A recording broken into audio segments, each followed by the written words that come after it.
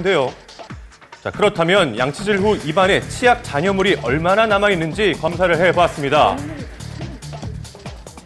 자, 과연 결과는 크래프가 예사롭지가 않았는데요. 같은 경우에는 계면활성제, 두 번째 같은 경우는 파라벤을 뜻합니다. 즉 방부제를 뜻하죠. 아, 이런 게 다 남아있어요? 네, 세정력과 보관성을 높이기 위해 사용되는 성분이라는데 그래도 입안에 그대로 남아있다면 좀 찜찜하지 않겠습니까? 심심하네요. 양치를 안 할 수는 없잖아요. 그렇죠. 그럼 어떻게 해야 좀 건강한 관리가 될까요? 치약의 양은 콩알이 크기 정도, 입안에 그 치약 향기가 나오지 않을 정도로 항문하시면 저 3배 하는데. 예, 듬뿍 하잖아요. 양치질 가볍게만 생각하셨습니까? 입안의 건강을 위해 올바른 양치질 꼭 알아두시기 바랍니다. 네, 알고 있어야겠네요.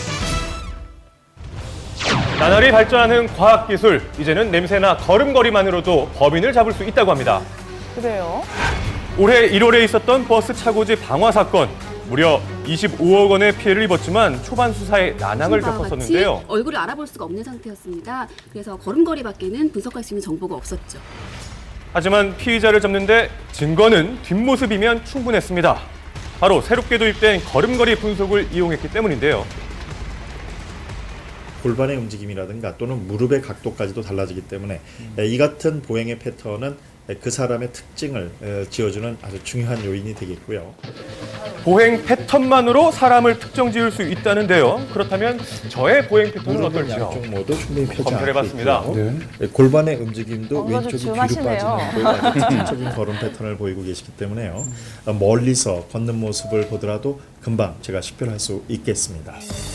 자, 얼마 전 일어난 부산 편의점 강도 사건. 이 사건 역시 과학 수사가 결정적인 역할을 했습니다. 예. 바로 범인이 나갈 때 남긴 저 문의 손자국. 아. 유리문을 열면서 남긴 이 장문이 검거에 큰 기여를 한 건데요.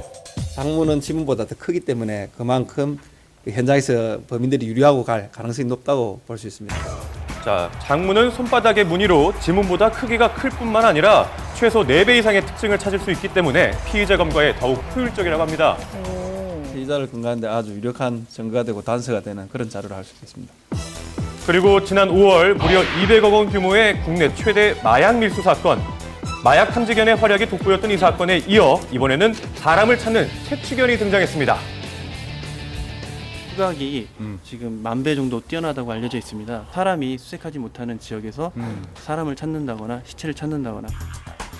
일반 탐지견과 조금 다르게 사람의 채취가 묻은 물건을 숨겨두면 뛰어난 후각을 발휘해서 채취가 묻은 물건을 찾아낸다고 하는데요. 자, 바람의 영향을 받지만 최대 100m 이상 떨어진 거리에 채취도 맡을 수 있다고 합니다. 자, 찾아냈죠? 찾은 거예요? 예, 그렇습니다. 맞아요, 여기에요. 지금 찾아서 저한테 여기 있다고 지금 알려주고 있는 겁니다.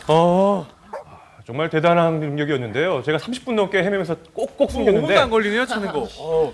대단합니다. 금방 찾더라고요. 이 과학 수사가 발전하는 이유, 바로 범인을 검거하고 범죄율을 낮추는 것이겠죠. 앞으로도 과학 수사의 눈부신 활약을 기대해 보겠습니다.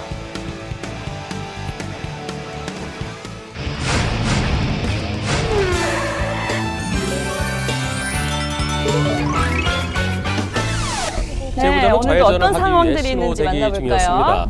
그런데 왼쪽에 자전거 한 대가 나타나더니 아이고! 지나가는 오토바이와 부딪혔습니다. 자전거가 자전거 사고네요. 심할 정도로 좀 이렇게 휘어졌더라고요. 어. 둘이 이제 일어나서 다쳤냐 안 다쳤냐 뭐 얘기하고 아니 다쳤냐 운전자가 않고 그냥 놀란 것 같더라고요. 사고 당시의 신호는 오토바이의 직진 신호였죠. 신호를 보면 직진해 오던 오토바이 앞에 자전거가 무단횡단하다가 사고가 난 겁니다. 아이고. 자전거도 도로교통법상으로는 차에 해당되죠. 오토바이와 자전거의 사고는 차대차 사고입니다. 아, 만약에 그래요? 보행자가 빨간불에 무단횡단하다 사고 났다 그러면은 보행자 과실 60% 정도로 보는데요. 자전거는 그거보다는 조금 더 높게 봐서 자전거의 과실 80, 오토바이 과실 20 정도로 볼 수 있습니다.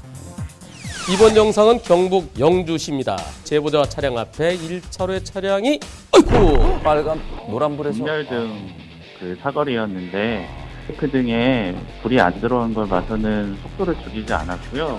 이번 사고는 양쪽 다 황색 전면 신호가 작동되고 있었는데요. 황색 전면 신호는 정지 의무는 없고요. 조심해서 가면 됩니다. 적색 전면 신호는 교차로 정지선 앞에 일시 정지해야 됩니다. 바퀴 4개가 다 서야 되는 거죠. 인천시 부평구의 한 가스 충전소입니다. 직원이 영수증을 챙긴 뒤 제보자 앞에 있던 차량의 운전자에게 영수증을 건네주고 차량